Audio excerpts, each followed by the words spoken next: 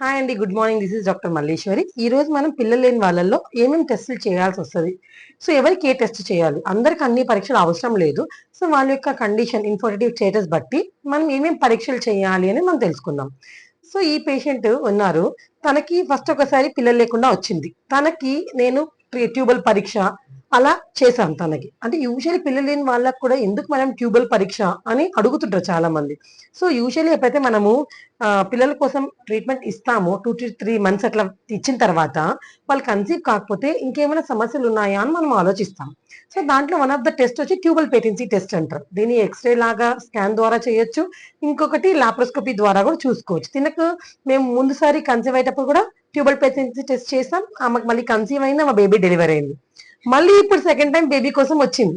So, మళ్ళీ మేము medicine ఇచ్చాం 2-3 మంత్స్. తను కన్సీవ్ కాలేదు. సో, మాకేముంది మళ్ళీ సెకండ్ టైం మళ్ళీ ట్యూబల్ పేటెన్సీ టెస్ట్ చేస్తున్నాం. అందరూ ఏమనుకుంటారు, ఫస్ట్ టైం చేసాం కదా మళ్ళీ ఎందుకులే ట్యూబల్ పేటెన్సీ టెస్ట్ అనుకుంటారు. అలా కాదు.